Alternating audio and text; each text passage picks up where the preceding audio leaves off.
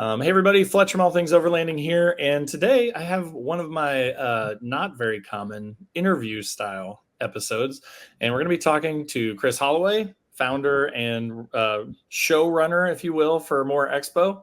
Now that we're back from MOORE, it's been a couple weeks, and we're all kind of recovering, but we wanted to kind of get with Chris again and just sort of talk about the expo. So a lot of you have been asking questions and things about how was it, what did I miss, that kind of thing. We're going to try and answer some of those in this episode. So thank you, Chris, for being with us today. Happy to jump in. Awesome. And then we've also got Cindy Pope from Northology Adventures, also Camp Northology. She ran the entire camping experience for MOORE for the last couple of years, and as with all her events, did a fantastic job. So, and she kind of brought Chris and I together for this thing too. So thanks to Cindy for that, and welcome, Cindy. Thanks for having me. Sure. So we're just going to kind of run through stuff here, right? So, I mean, you guys feel free to bring up stuff and ask questions too, but we were just kind of talking before the episode started about how exhausting it is. We want to kind of start about talking about the exciting parts of MOORE and how awesome it was, but also kind of how tiring it is and the real work that goes in behind the scenes a little bit. Yeah, I'm always good for some fun behind the scenes knowledge and, how it's made, History Channel kind of information. Unfortunately, I've never really been able to attend the expo.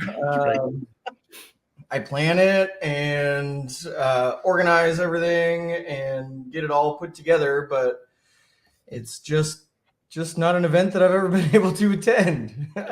No complaints about that, but yeah. So I think, my perspective about it can be so totally different. Just from the sneakers that I'm wearing during the show. But I'll tell you what, it is the largest it's ever been, smoothest it's ever ran.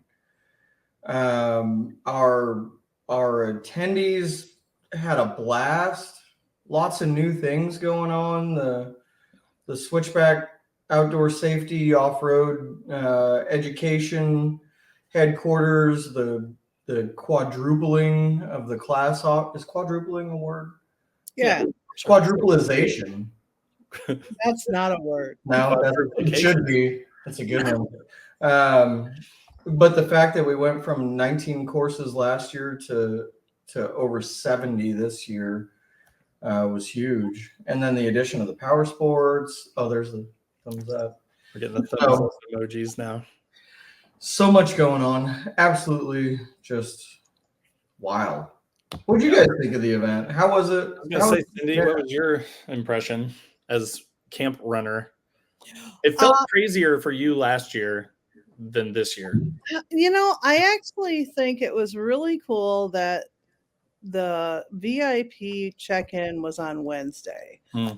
We did have like a half an hour where people had been lining up across the street. They were trying to get in early, and when the gates opened, there was a half an hour of chaos.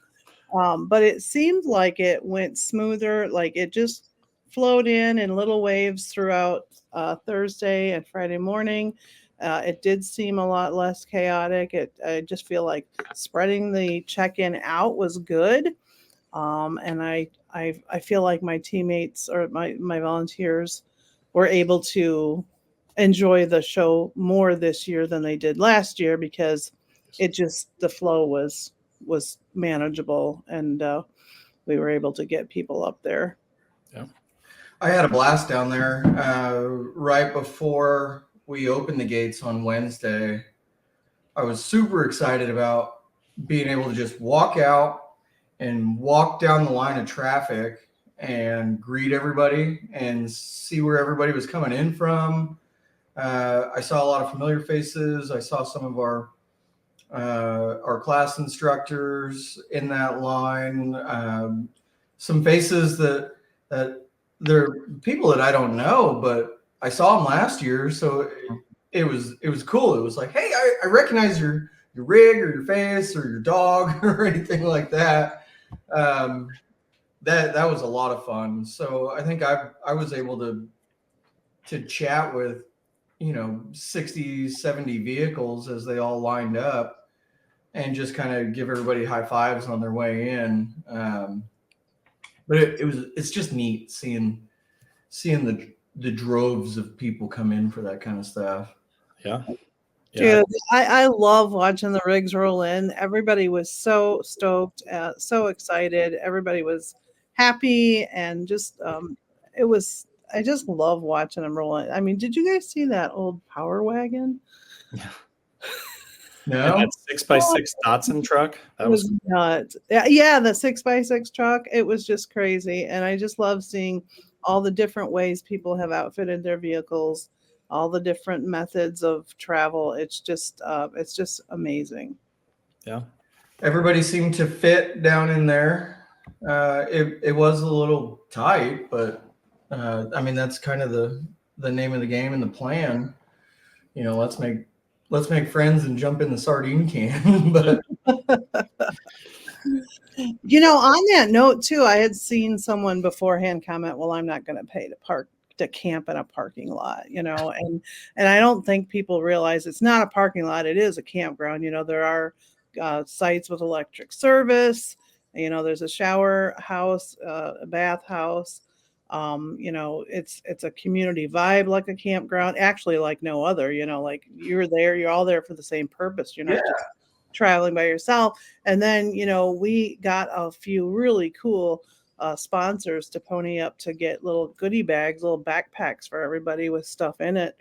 It's not just camping in a parking lot. It's nothing like that at all. But I get it. On the other hand, you know, I'm planning a trip out to Colorado, and it's around 4th of July, and it's nightmarish right now to try to find anything.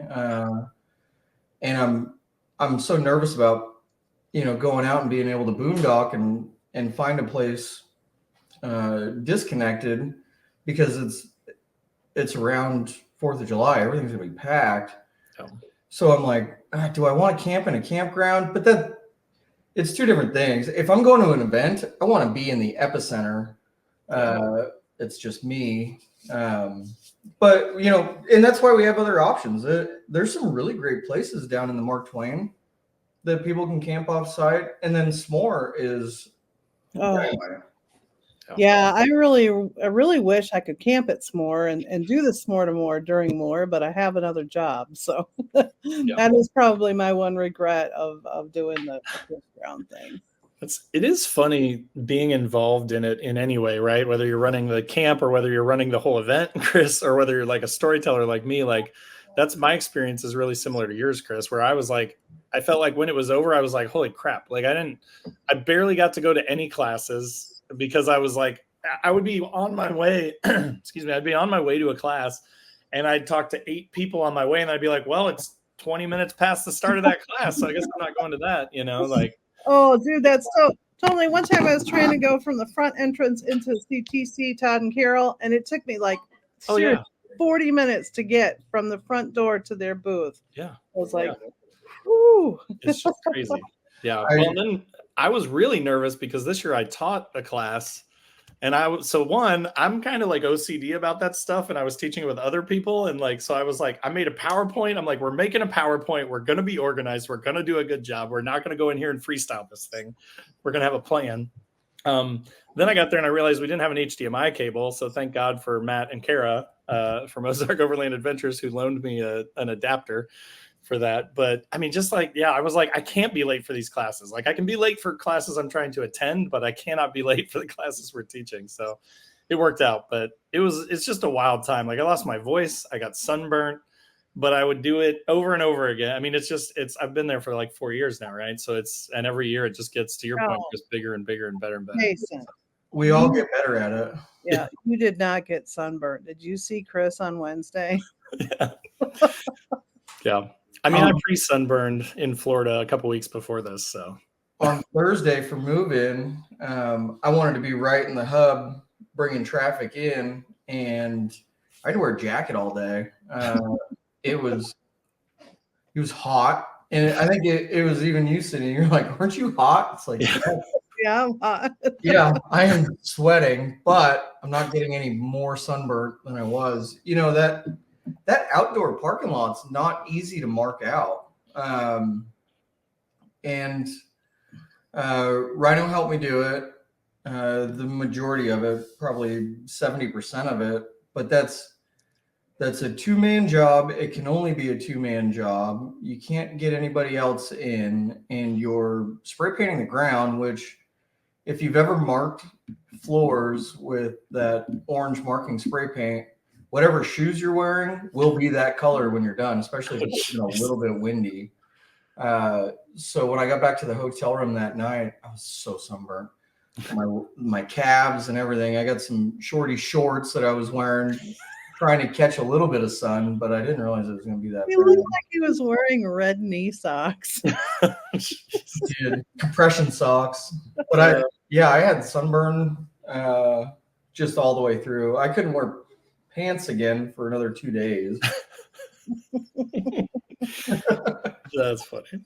What was how was Storyteller Row and the Nick Mick dinner and all that stuff? Oh man, yeah, the Nick Mick dinner was super cool. Like it was awesome.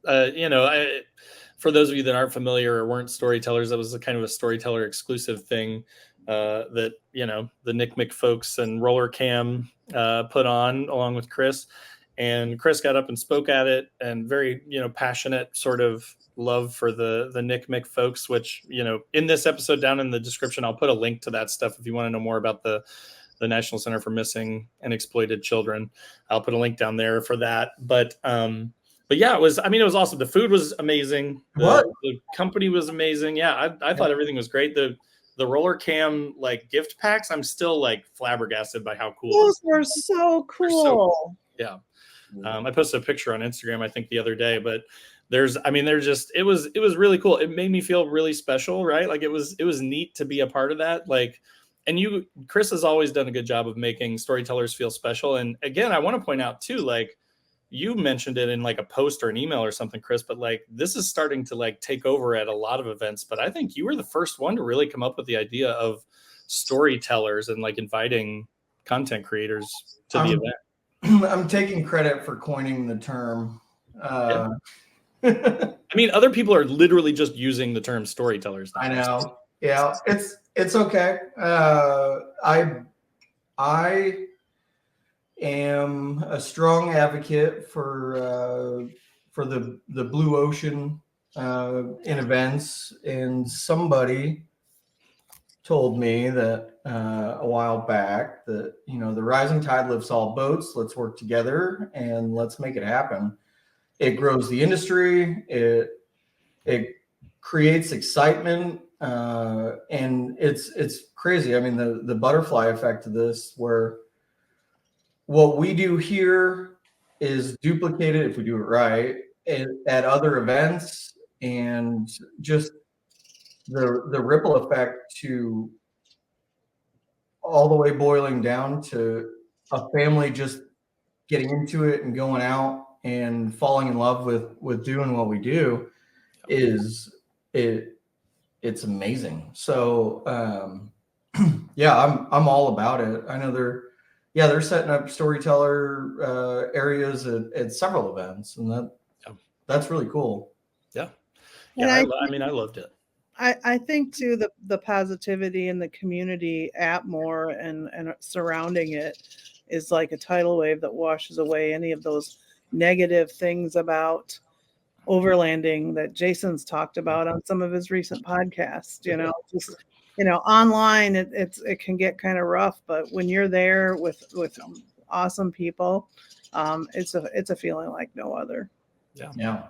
Really that's probably one of my favorite parts, I think, and it's what's so exhausting, right? Is you'll stand there and talk to somebody for an hour and a half about their build or their rig or, that kind of thing. But guys, it's so neat. And to your point too, Chris, earlier, I'm starting to recognize and remember there are people that have come out multiple years now that, maybe subscribe to my channel or know Matt Fry, and then they know me through him, or, there's all these connections, and it's all super positive. And just, I love standing there and talking to these people for an hour and a half each. It feels like sometimes, but you wake up at 9 and then 10 o'clock, everybody's there. And then it's just 5 o'clock. And you're like, man, but I talked to all these awesome people. Just a number of people that, Cindy, Bill was over there a ton. Mike Hicks was over. There's just all these awesome people. I heard Bill brought you some spotted cow. He did try and give me a lot of beer the final night. Saturday night, I came down to the campgrounds with you guys, and every time I looked up, there was just a beer on my stomach. Like he was sitting beside me and drinking a spotted cow, and there'd just be a spotted cow thrown on me. So, yeah. And then I had to drive home Sunday. So thanks, Bill. It's incredible seeing all that come together. And, you know, I always come out of MOORE Expo remembering it just about like I remember my wedding reception, Right. Yeah. which is very little. Just because at the wedding reception, and you know, you talk to so many people, and you see all your family and cousins and uncles and friends and stuff like that. And this is a direct comparison because I'm seeing all the family, and not to mention I have, you know, the huge majority of my family there helping on staff. So just getting everybody together is so cool for that. Well, you know, you have the advantage here, though. There are so many videos out now about the MOORE Expo that you could go watch them and see it through an attendee's eyes, and you know, see what we're seeing, or the average goer, or whatever is experiencing. You know, I've got the latest May issue of Northology pulled up. I was just reading through the article there, and you know what rig I've seen in more photos and videos is that Model T. Oh. But I love it because it's just such a grounding display. Like, hey, guess what? We're not the first ones to do this. Right. And Dawn's setup with that vehicle is just absolutely incredible. So if anybody didn't see that, there was I don't know what year it is. Let's see. They started making the Model A in 1913, so it's probably circa 1910. I'm gonna guess. And he's got the old canvas tent, and they actually use it. I've passed him on the trails in Arkansas before. Wow. Yeah. Yeah, that thing was awesome.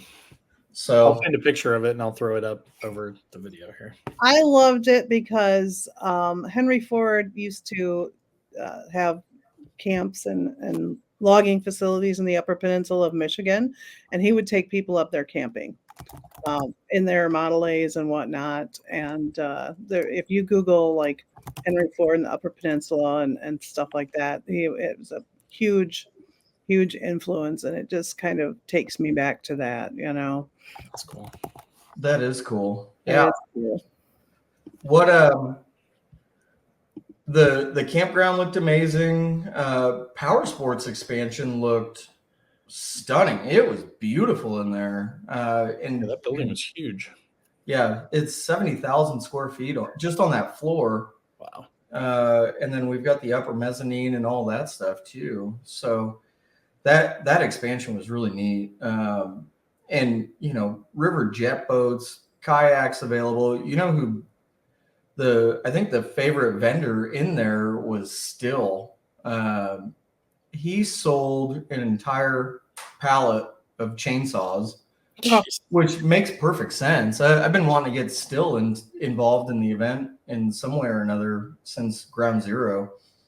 But he sold enough where he had to call in another order and have it delivered the next day. Wow. Yeah, so that's a staple. We'll always make sure to have Still available. I myself bought one of those little handheld 4-inch blade chainsaws. Yeah, that's one thing it's interesting that you bring that up, because that's one thing that I've always noticed about MOORE Expo versus other expos that I go to is like the sales. Like it's crazy. The good deals, but then also just the quantity of stuff. Like I feel like everybody that I saw walking by was like carrying an Iceco fridge, or like had like a pallet full of like awnings and bed racks, and like it's kind of wow. That Iceco fridge is beautiful. L55, I love it. It was very popular. Yeah. Is that the weatherproof one? Mm-hmm. They had no idea. I got a chance to visit with them. They had no idea what to expect, but somebody told them, bring product. People want to take stuff home. And this was a perfect example because they brought 4 pallets of refrigerators. Oh my gosh. They're in a tiny 10 by 20 booth. Yeah. And I was talking to Nicole from IceCo, and she said, oh yeah, our neighbor saw 4 pallets of refrigerators in our booth and said, what are you, crazy? Like, there's no way you're gonna. And she was sold out, I think, by the end of Friday with 4 pallets of refrigerators. So obviously I say, hey, are you coming back next year? And it was like, yeah, we had no idea. Bigger booth, more refrigerators. I remember, I think it was the second year when Dometic launched the CFX3 refrigerator. They sold like 55 of them. Wow. At the show. It's just absolutely insane. But I mean, when you have it right there in front of you and it's tangible, yeah, it makes a huge difference. Yeah. Well, and there's an interesting connection too between like the storytellers and the vendors, I think, because, and this is by no means to take any credit for any of the IceCo sales, but like I have the new APL 55 in my truck. I just got it like 2 weeks before MOORE Expo, and I was like, I'm bringing it to MOORE. And I talked to multiple people about that. And I had one guy come back up and he was like, I'd been looking at it anyways, but then I looked at yours and like I pulled it open and checked it out and talked to you a little bit about it. And he's like, I just went in and bought it. It's $200 off at their booth or whatever it was. Like they had a really good deal on it. I mean, it was a significant discount on that thing. And he's like, I just picked it up for myself. I'm taking it out to my truck right now. And he had it on like a little wheelie dolly. And I was like, that's awesome, man. Like, great. But it is fascinating to see that, like, you get to go and see these people that are using the stuff that is in the thing, right? So like you get to walk by 20 different, makes of rigs and see all their different setups. And then you get to go in and check out the gear and see what you like and what fits your setup. And it's a fascinating kind of tie, I think, between those two things. So. That's the name of the game, is what's Fletch using, or just can I see it in real life with this idiot? Well, and talking about like the connection between the storytellers and the vendors, Matt and Kara did a thing where they, leading up to MOORE, they highlighted them in posts. Yeah, I like that. That was kind of cool idea. Yeah. I've never seen so many Instagram stories, and I remember a couple of years ago, Cindy texted me and said, hey, have you been on social media lately? It's deafening. It's just only MOORE Expo on social media for the weeks leading up to the event, which is super flattering. It's really cool. But this year was, every time I jump on Instagram, it's like, wow, we're mentioned in like 14 stories. Okay, reshare, and just trying to hit as many as we can so everybody can see what to expect. But man, so many things happened in. So here's a good way to put it in a perspective: is 362 days of planning for 19 hours of showtime. Wow. And all of this has got to happen during those 19 hours. And then you etch a sketch and start over. Right. That is a ton of planning and bringing things together for 19 hours. That's a small amount of time to be able to get around and see everything and do everything. And no doubt that show will take you a full 2 days if you participate and take advantage of it. But it's action packed, I'd say. I love how I wasn't even home for 3 days and Rhino sends me an email. Hey, can you send your list over to me for next year? I've got a meeting with Chris on Monday, and I had been jotting things down. It's Chris is right. The preparation for the next year starts during this year. Yeah, it's happening now. Rhino and I had an hour and a half Zoom call yesterday, running through lists. I filled up about a half a legal pad, and it's all good things. you know, I don't want to call it failures on our part, but these are things that need to be improved. Hopefully all the attendees felt welcome and our staff did do a great job. But like we can hone a couple things in. We can always improve and tune up parking a little bit. We can always improve on communication and getting the word out there for people to know what's going on. But we flat out will need more volunteers next year. And that's all going to be improved. We found a really cool sign up sheet so volunteers can sign up for different positions and things like that. And then, we've already got the dates booked. Contract is signed, sealed, and delivered. So April 25th, 26th next year. Put it on the calendar. Exactly. We have that Easter holiday that is totally unpredictable.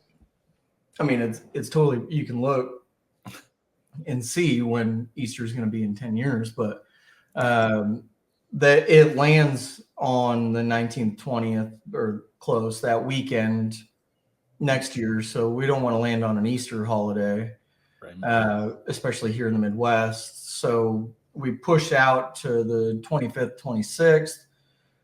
So that's done. Power Sports was so successful. The plan for Power Sports was to keep it alongside MOORE Expo and grow it until it's ready to move out into its own event. And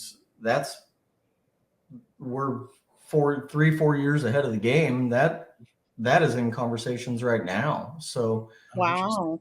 We're looking at possibly moving Power Sports to a different date.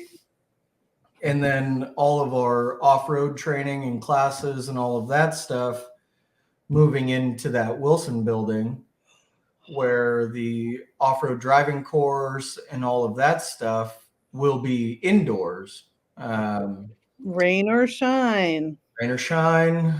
We got very lucky with the weather. It was nice. It was beautiful. A little windy, a little chilly, but my goodness, I'll take that over rainy, windy, and chilly or anything like that. And it was only kind of chilly in the morning. Yeah. But I mean, had it been torrential downpours, the huge investment and all of the time spent and hard work done for that driving course would have been difficult for attendees to participate in. So I think, and this is all just still planning, but I think we're just going to completely utilize that 70,000 square feet for classes and a true training center. I think that is growth above and beyond anything that we've ever done, and more so than what other events are doing. We want to make sure that is stays and remains one of our core pillars of success is making sure that we have the education available. We had attendees in the parking lot that came in just to attend one class. Wow. And then, they quick loop around and off they went. But there was one gentleman that he got there at 9 a.m. parked, and then we saw him again at 10:30 or 11, and he was already on his way out. And it was like, hey, everything all right? Oh yeah, no, fantastic. Just came in to attend this one class, and that's what we needed. So it's pretty wild, and that's important. So we want to make sure that's delivers the best value for the ticket price there. I did talk to a couple people that did the VIP classes, and the two people that I talked to were both like, dude, yes, do that. Like, they were awesome. Cause like, I don't even think that so for the people listening, can you expand on that a little bit? Cause I don't even think I understood quite what they were. I mean, I kind of think I get it now that like, that's like the driving course. There were like specific classes that were like more involved that were the VIP thing, but there were a couple people, like I said, that were like, dude, it was totally worth it. They were awesome. Like the regular classes are great, but like these were really cool. Can you tell us, just expand a little bit more so that then maybe I can try and hit some of those next year, Chris? Yeah, completely. So the VIP classes, we wanted to make sure that we had more added value. It all goes back to making sure that people get their money's worth. And VIP is an upgrade ticket. So we want to make sure that we added the value there. So Aaron Paris just recently became an I4 WDTA instructor. In his training and testing and all of that, was able to make friends with a cadre of just brilliant instructors. I4WDTA sets the standard for what off-road training should be. And that needs to be standardized. Otherwise, you can have people teaching bad practices or anything like that. So they're responsible for really making all of the training as pure as possible. So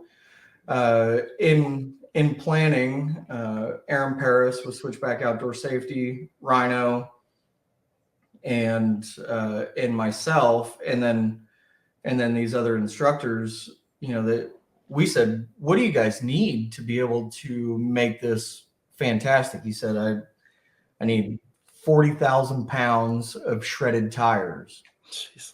What? Okay. So there was a pit, and we put the concrete barriers up, and then completely filled this pit with shredded tires and wood mulch, so they could replicate a vehicle getting stuck every time. So you pull a vehicle up into it, all you have to do is bump the gas, and we could replicate a stuck vehicle for every single class, guaranteed. That's cool. Showing how to do a winch recovery with an actual stuck vehicle, it resonates so much more than just a flat towing area. So you just pull a rolling vehicle. So that was huge. We had a junkyard that we got an old junk Subaru SUV, knocked all the glass out of it and drained all the fluids. And then we were flipping it over on, shiny side down. And then in that class, they taught 3 different techniques using a winch with one vehicle, up to 3 vehicles, to properly upright a vehicle and cause the least amount of damage to it. So, and it was pretty impressive. The only damage that vehicle really sustained was just when we flip it over upside down. So they taught that. A really cool one was how to weld your broken components or parts using 12-volt starting batteries. And what they taught was, hey, it's a group effort, but we can get, if you have a couple people with you, and if you can borrow 3 starting vehicle batteries, connect them like this with jumper cables, have a stick and some jumper cables, you can weld broken components. So Wow. that was a really cool one. So we actually did live on-site welding off of 3 starting batteries. And if you use the 3 batteries the way they instructed, you're not going to damage or drain any of them to the point that they will no longer start a vehicle. So that was huge. And then, some articulation stuff and how to approach weird angles, ramps, things like that. So I would say we probably had, I'm going to get the calculator, 9 times 20. We had 180 yards of dirt out there. And we were able to instruct on all of those things, large vehicle recovery, how to get a Sprinter van unstuck, or even at like a class B or class C. So yeah, those, and they were an hour and a half courses. So normal classes were 50 minutes. So you got to spend some extra time, and just the collection of brilliant instructors that Aaron Paris brought together it was phenomenal. So that is definitely going to be a place that we build up and grow. Yeah, it sounded awesome. Like I said, everybody really loved it, and I was like jealous that I couldn't really go to those things. Same. I didn't have time to do any of it. Same. So. Yeah, I didn't get to catch all of, or hardly any of it. My job is pop in, make sure everything's running smooth. Of course, it always is, thanks to Rhino. For those of you listening that don't know, he's kind of behind the scenes, but Rhino heads up all operations and logistics and everything like that for the expo. This is an event that couldn't be done without a guy like that. So he's the big guy ripping around on an e-bike, calm and cool as a cucumber, and cuddly as a teddy bear. But I wouldn't want to piss him off. No, you wouldn't. He gets stuff done, and it's absolutely amazing, which allows me opportunities to make sure all the vendors are doing well, and attendees, and visit with people. I had the pleasure of joining the Expedition Trailers team in their tent, and I got to meet all the Race Against Blindness folks, and kind of learn about their story and what they do, and we were able to do some presentations. It's the first time really I've ever been able to be like, all right, 2:00 I have to be there. I can do that.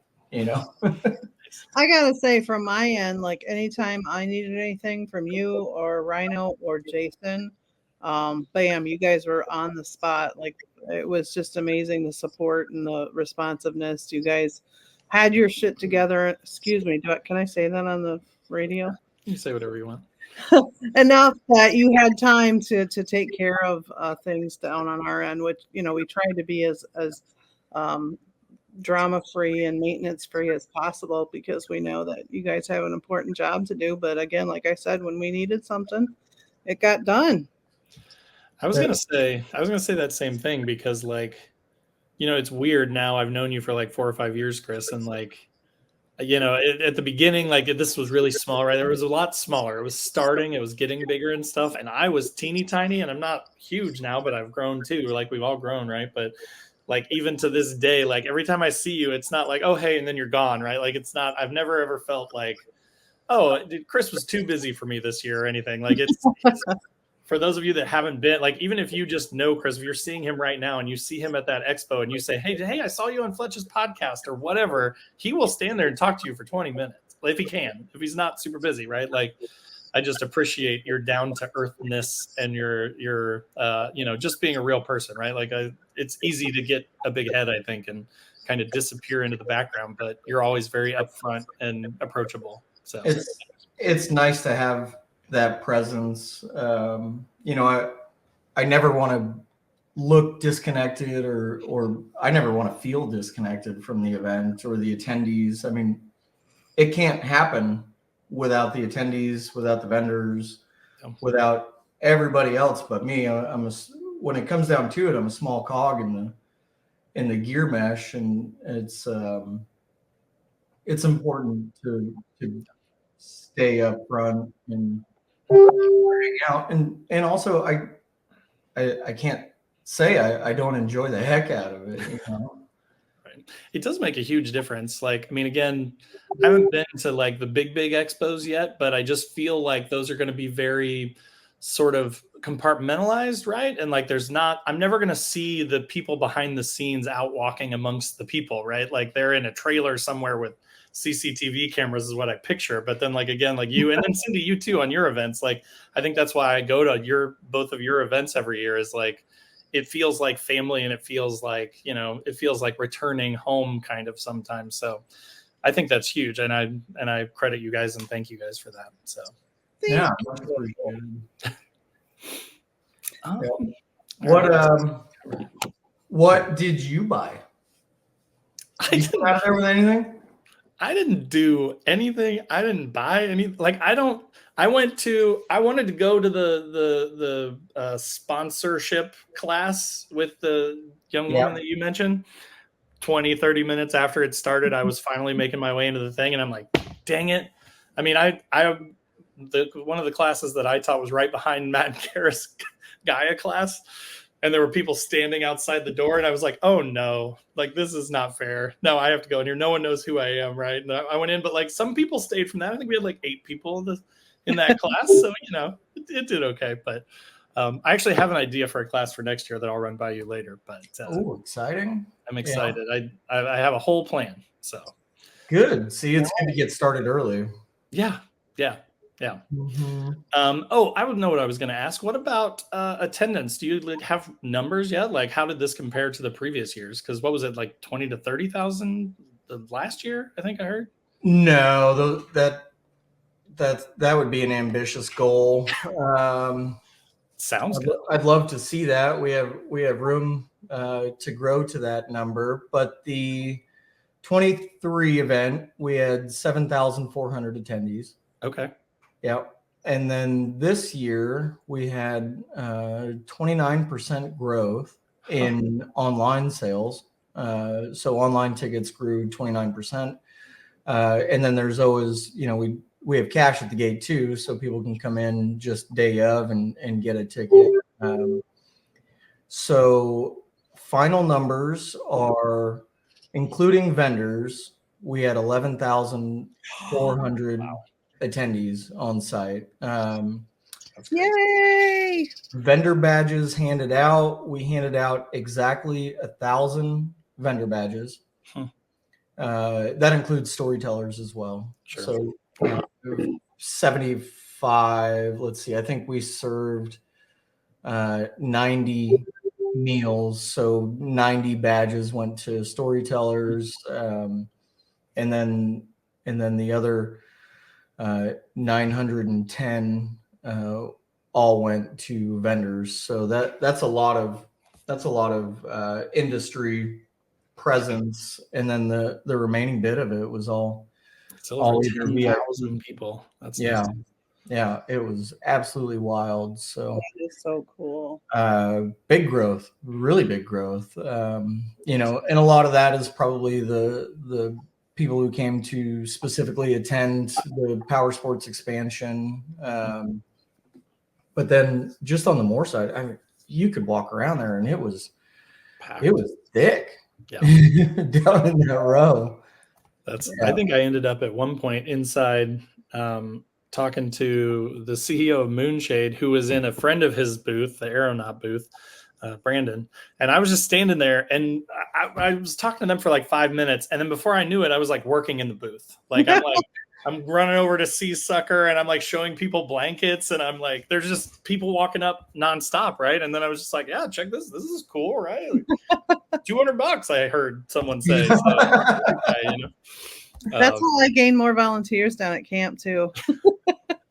They're like, hey, how you doing? Hey, grab this. Oh yeah. That final night. I would really like to take a second though to thank the team, the volunteers that came. I got there on Tuesday. Most of them, Nick came down with me on Tuesday, and then the rest of them got there Wednesday. I mean, they take time off of work. They take time out of their, it's their vacation time. They put all the gas in their trucks and come down, and they work their butts off, and they love doing it. It's so much fun to see them when somebody pulls in the gate and they jump up, and they grab their stuff, and they run over there with big smiles on their faces. They just absolutely love it. And I just thank you to Jill and Chris Carr, Jill's mom, Jane, to Nick Cook, Christina Goodwin, and Bill Hoffman. And then we had a few extras this year, Ash, Dave, and Justin. They were awesome. And I hope they all want to come back and work with us again, because it was so much fun. And it's a lot of a lot of work, but man, they just, I don't know. They're so friendly and so good at Yeah, it. it's just awesome. And then they put up with Fletch when he comes by, and Yeah. That's what I was. That Saturday night, I tried to take some stress off their plates, and like as people were coming in the gate, I was sitting right there in the entry, and I was just like, "Yeah, go on in." Like I don't think I checked anyone, but I waved in at least 20 people. So, waving traffic is a very important job, Fletch. yeah. So Bill was able to drink a beer and relax, and I took over the waving people in task. How's your arm, by the way? I mean, it was a little tired between all the spotted cow lifting the 12-ounce curls and waving people in. Yeah, it wore me out. The upside down spider web tent. Yeah. Yeah, that was a workout for sure. I can't wait to see that video. Oh my gosh. Yeah. Yeah. Don't try and set up a gazebo so apparently the person bought it off Amazon as like a return. And I think we know why, because it totally set itself up inside out, which is not what you want. That's not, the top hangs down. It doesn't work. And then turning it right side out is impossible. So. I saw that. That was that Benji's? Yeah, it was right behind Benji's. Yeah. I love the setup though. A little screened in area. He had the podcast mics and everything. Fire pit. Yeah, it was great. Table. I think he interviewed maybe 10 people in the video, probably more than that. But I thought that was really cool. And that's a lot of fun. I love how people come in and utilize the area. You know, everybody can win just in that 19 hours. You know, it's, if you have a podcast, doing that is taking advantage of the opportunity. And I love seeing that. You know, for the storytellers, hey, get out there and go visit with some potential sponsors and see what you can do to grow your arsenal of equipment. You know, learn some things about where people are traveling and what are some hot spots, get feedback on your channels. That's taking advantage of the opportunity. The vendors that really come in and co-create the event with me and partner, that is huge. You know, and you can see the dedication from vendors coming in. Toyo Tires is a great example. So they were, you know, they've got the big six-wheel drive, incredible machine. They were driving that all the way from California. Wow. And it broke down in Arizona, like 5 days before the event. And Toyo called me and said, hey, all of our setup, and if you saw their display, it's absolutely incredible.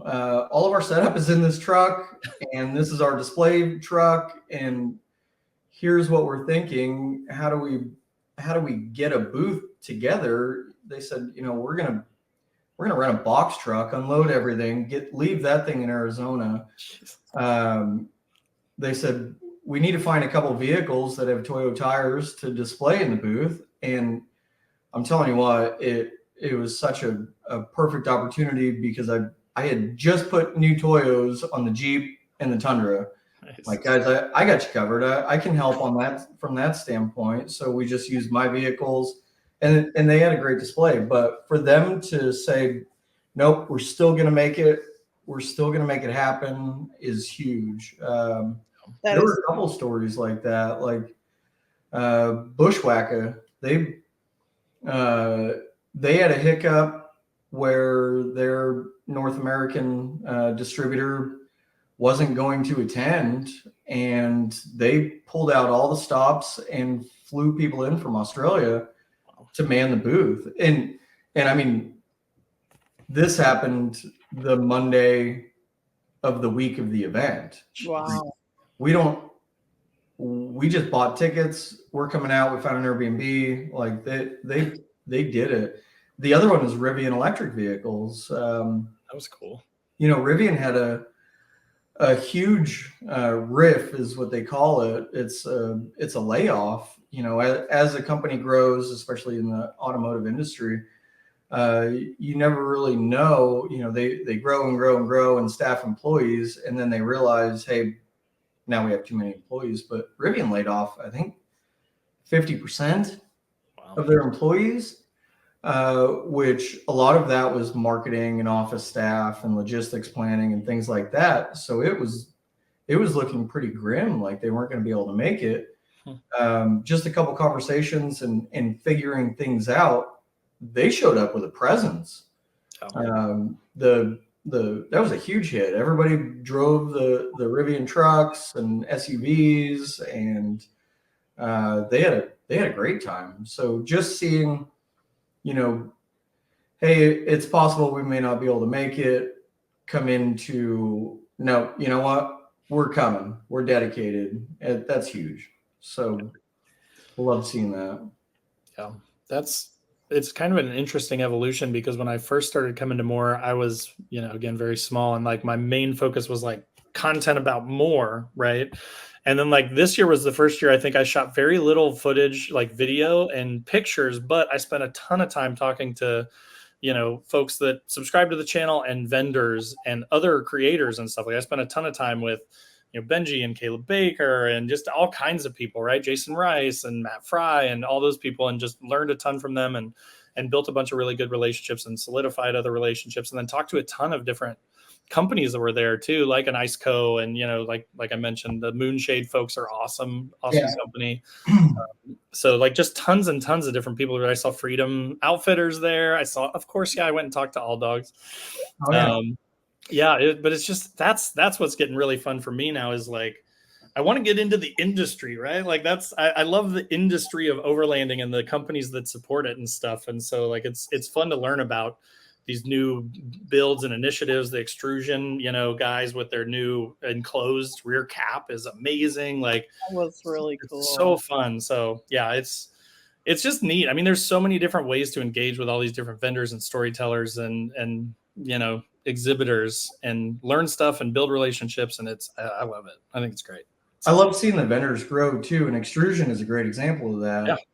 CB Adventure Supply also, but they and Overland Addict the same way. But these guys all started, Overland Addict, CB, and extrusion. They were there first year of MOORE Expo 2020, and they all had 20-foot by 20-foot tiny booths. I remember Chad from Overland Addict was only selling patches and t-shirts, and then he had like a private label rooftop tent that he was thinking about trying to sell. And now look what they've all done.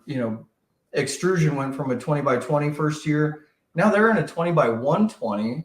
Jeez. And we're trying to figure out how to find them more room. Same with CB Adventure Supply. I think they maybe had a 20 by 30. And now they've grown, and they have the big 4-wheel campers display and all that stuff.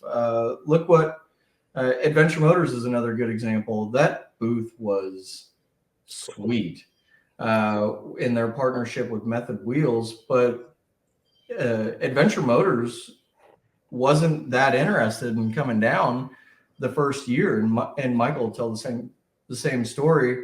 It was the first year I had a 10 by 20 that opened up on move-in day. I got a call. The vendor that was supposed to be in that booth couldn't attend. I called Michael and I said, dude, just get down here and put something in this booth. He was the Opus trailer dealer at that point, and he said, you know what? Fine, I can be there in 3 hours. It's a 2.5-hour drive. I'm just going to go hook up. It'll take me half an hour. I'll be there in 3 hours.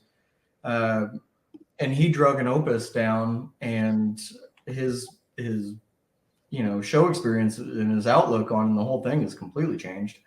So just seeing that kind of growth alongside ours is heartwarming. Yeah, it's really awesome. I was there the first year, and in the East Hall, 35,000 square feet. You could get through it in a couple of hours. It's just amazing to see how much it's grown from the start to now. It's just amazing. That's cool, and we're giving back now. We're partnered with Nick Mick, the last I looked, I think we've raised up to like $14,000, and that'll continue to grow. It was really cool having them fly in from New York and DC. I have a question about the NICMIC. Not to interrupt you, but is this fundraising still ongoing? Because it seems like Cody and Alex from Northwoods, they're like, just because the show is over doesn't mean the mission stop. Are they still raising funds? Are the Storytellers still raising just goes funds? on. I know that the stickers everybody has now. How is that working now post MOORE? It's going to continue to grow, and we talked about this during the NICMIC dinner. We want all storytellers and anybody else that feels inclined to jump in, help create a fundraising page. We'll have those stickers available, I think mid to late May. So anybody can order those stickers and put them on their vehicle. I've put them on all mine. My wife's got them on her car. Those are super cool. And no, we want this to grow, for the next 100 years if we can. NICMIC donates, or they don't. NICMIC uses 92 cents of every dollar donated back towards the mission. The remaining 8 cents covers their staff wages and stuff like that, internal expenses. But that's huge. So if you donate a dollar, 92 cents of that dollar is going towards their mission. So we need to help them and continue to grow that. The amount of resources that they have is incredible. Along the lines of keeping children safe, proactively helping find children, reactively, and working with the sexploitation and online dangers that are. They said they had 33 million reports in, I believe, 2023 of online sexploitation, and it's like, that is insane. I mean, think about that versus the population of the United States. It's absolutely crazy. So that will continue to go. I'm continuing to fundraise and create awareness, and then next year's batch of storytellers, any new ones that are coming in will be added to it. Also, like I said, our attendees can get involved too. We'll have those stickers available online shortly. We just have to have them ordered and made and all that stuff. That was such a cool thing that you guys did. I mean, with my events, we always have a charitable cause. I feel like it's just a way to be able to leverage what you're doing and add something extra to it that, benefits the community or the nation or whatever have you. It's a no-brainer. We're doing these events. We have this, audience, this captive audience, so to speak, and to be able to do, charitable works and give back to the community I was so happy to see that this year. What a splash you guys made with it, and hopefully just as big of an impact. Yeah, hopefully so. I see really great things, and then the other big one that we had was Race Against Blindness on site. Their partnership with Expedition Trailers is huge. They've got 24 Tundra and camper trailer that they're raffling off to help raise money towards research to hopefully eliminate this disease that causes blindness in small children. I think if I remember right, you start seeing signs around the age of 3 or 4, and then by 7 or 8, the child can be completely blind, and they're able to, and they have a cure. They've just got out of animal testing and things like that, but they just need a little push, a financial push, to get it into some human trials, and then they have super high hopes for that. So, and what a nice group of people. I mean, the guy that started it, he started because his son has this disease. So it's a very complicated disease to remember and say. I don't know exactly what it is, but just being able to work with them and provide them a place in a soapbox to speak to is huge for us. So it's nice to be able to grow and then share our success. Yeah, it's definitely awesome. It added a whole nother layer, I think, this year for the attendees and for the storytellers too. So yeah, it was really cool.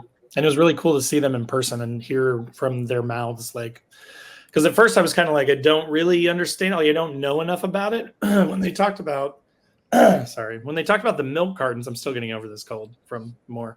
When they talked about like the milk cartons and stuff, like, I mean, of course I remember that stuff, but I didn't know that was them, like it's kind of fascinating. So really cool cause. Yeah, absolutely. So thrilled about that partnership and so many others and growing. I mean, what's to come for next year? Just I'll sit here at the desk, and throughout the year, I'll have so many conversations with amazing people that want to bring in great, exciting things.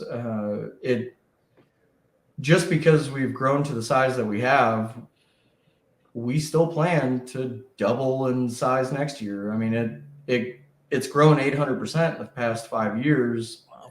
Wow. There's no reason we can't fine tune and dial it in. So it's just incredibly exciting. I'm honored to be a part of it, and to have so many great friends that support it. It's wild.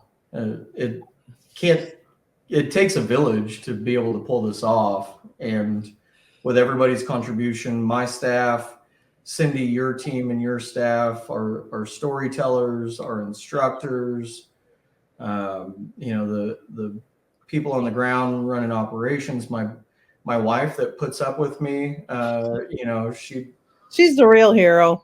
And she's not bashful. She'll tell you that, Chris, from May 1st up until October, easy going, everything's going great, easy peasy. And then October on, it's like, I'm on my phone the whole time, and I'm working, I'm in the office. But so big thanks to my wife and family for putting up with that.